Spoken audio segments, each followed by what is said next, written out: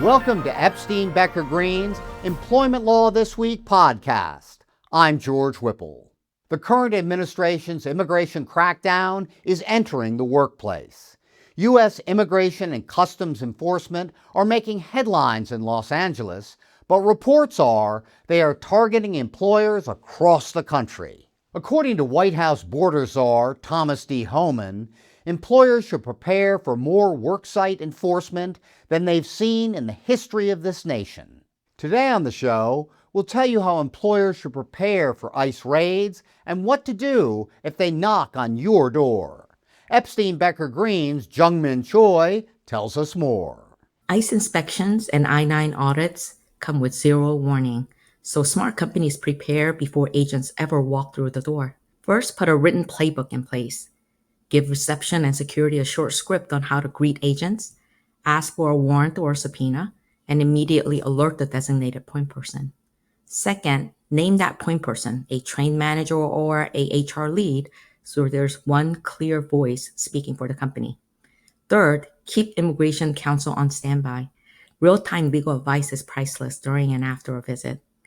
On the paperwork side, you should run constant maintenance. Be sure every employee has a current, correctly completed Form I-9, and use the latest edition of the form. Finally, schedule self-audits at least once a year, every other year at a minimum, so you catch and fix errors long before ICE does. Proactive planning turns a surprise inspection into a routine drill instead of a crisis.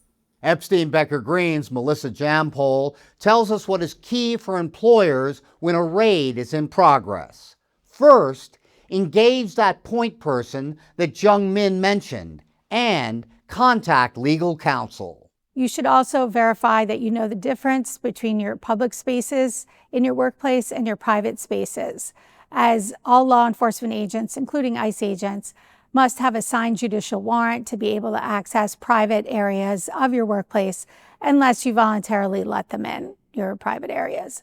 After a raid, you should really make sure that the raid has been documented. Compose a memo, possibly under attorney-client privilege, documenting what happened and your thoughts and observations about what happened. You also want to send a copy of your subpoena that you received, or if there's a search warrant, to your HR and legal team. You want to make a list of the items that were seized by the agents, including if they left you a search warrant inventory list. You want to send that over to legal counsel and your HR team. And you want to return any documents back to their regular place of business. Thanks, Jungmin and Melissa. And thank you for listening. We'll see you next time. This podcast is presented by Epstein Becker Green, PC. All rights are reserved. This audio recording includes information about legal issues and legal developments. Such materials are for informational purposes only and may not reflect the most current legal developments. These informational materials are not intended and should not be taken as legal advice on any particular set of facts or circumstances, and these materials are not a substitute for the advice of competent counsel.